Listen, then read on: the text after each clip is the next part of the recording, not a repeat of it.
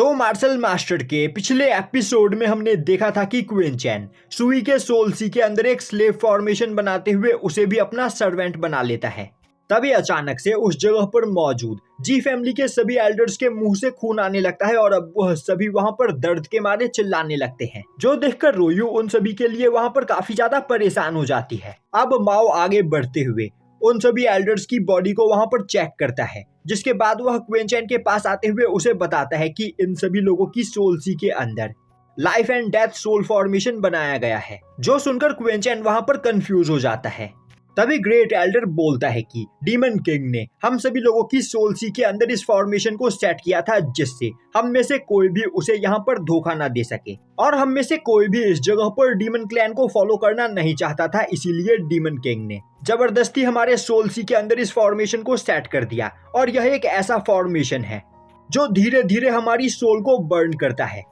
और हमारी सोल की इस डिस्ट्रक्शन को शांत करने के लिए हमें डीमन किंग का डीमन एसेंस चाहिए होता था, और बिना डीमन किंग के डीमन एसेंस के हमारी सोल इस जगह पर डिस्ट्रॉय हो जाती। इसीलिए आज तक न चाहते हुए भी हम डीमन किंग को फॉलो करते आ रहे थे।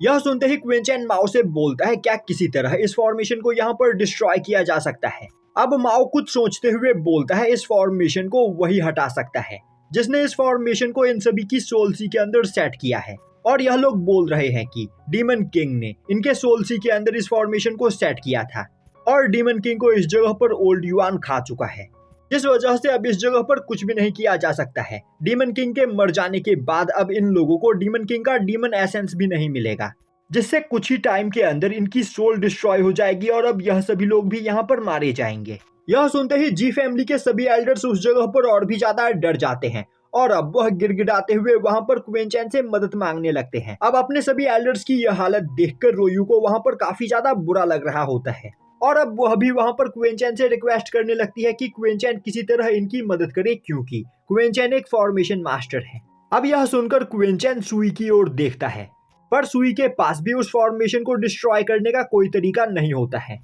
तभी माओ बोलता है, क्वीन चैन तुम्हें यहाँ पर ओल्ड युआन से मदद मांगनी चाहिए, क्योंकि ओल्ड युआन ने अभी अभी तुरंत ही डीमन किंग को खाकर उसकी पावर को एब्जॉर्ब किया है। तो उस डेमोनिक एनर्जी का यूज करते हुए क्या पता ओल्ड युआन इन सभी की सोल सी के अंदर मौजूद उस फॉर्मेशन सील को डिस्ट्रॉय करने में कामयाब हो जाए। अब यह सुनते ही क्वीन चैन ओल्ड युआन से मदद मांगता है। ओल्ड युआन बोलता है, मैं इस फॉर्मेशन सील को यहाँ पर डिस्ट्रॉय तो कर सकता हूँ, पर ऐसा करने में इस जगह पर मेरी काफी ज्यादा एनर्जी खर्च हो जाएगी, तो आखिर मैं बेकार में अपनी एनर्जी को क्यों खर्च करूं? यह सुनकर क्वीन चैन वहां पर कुछ भी नहीं बोल पाता है। तभी उसकी नजर रोयू के ऊपर पड़ती है, जो अभी भी वहां पर अपने एल्डर्स की मदद करने के लिए उससे रिक्वेस्ट कर रही होती है। और अब यह देखकर क्वीन चैन बीच भंवर में फंस जाता है, क्योंकि ओल्ड युआन अपनी एनर्जी खर्च करने के लिए उस जगह पर तैयार नहीं होता है, और रोयू लगातार उससे रिक्वेस्ट की चली जा रही होती है, जिससे अब वह काफी ज्यादा टेंशन में आ जाता है। अब क्वीन चैन को उस जगह पर फंसा हुआ देखकर ओल्ड युआन बोलता है, बच्चे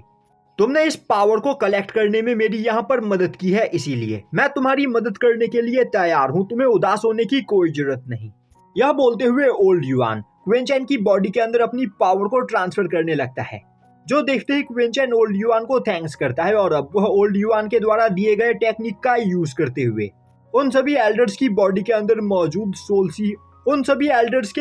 के अंदर मौजूद फॉर्मेशन को डिस्ट्रॉय करने लगता है। और अब क्वीन चैन उन सभी एल्डर्स के सोल सी के अंदर मौजूद फॉर्मेशन तिलिस्मन को खींचते हुए उन्हें बाहर निकालता है, और तभी वह सभी तिलिस्मन उस जगह पर ब्लास्ट हो जाते हैं। और अब उन तिलिस्मन्स के डिस्ट्रॉय होते ही जी फैमिली के सभी एल्डर्स अब उस जगह पर आजाद हो चुके होते हैं, जो देखकर उन सभी लोगों को बहुत ही ज्यादा खुशी होती है। और अब वह सभी क्वीन चैन के सामने बो डाउन करते हुए बोलने लगते हैं, यंग मास्टर आपने यहाँ पर हमारी जान बचाई है, तो हम आपका यह एहसान कभी नहीं भूलेंगे और फ्यूचर में आपकी मदद जरूर करेंगे। तभी क्वीन चैन बोलता है, मुझे तुम लोगों की यहाँ पर कोई भी मदद नहीं चाहिए, मैं बस यह चाहता हूँ कि तुम अपनी नई पैट्रियार्क जी रोयू को यहाँ पर अपने दिल से फॉलो करो और इसकी सभी ऑर्डर्स को मानो, क्योंकि तुम लोगों के पास यही एक आखिरी चांस है अपनी डिस्ट्रॉय हो रही जी फैमिली को बचाने के लिए। अब सीन शिफ्ट होता है और हमें दिखाया जाता है कि जी फैमिली के कुछ रॉयल मेंबर्स एंस्ट्रल ग्राउंड में छिपे हुए डेमोनिक कल्टीवेटर्स को ढूंढ रहे होते हैं। तभी उनकी नजर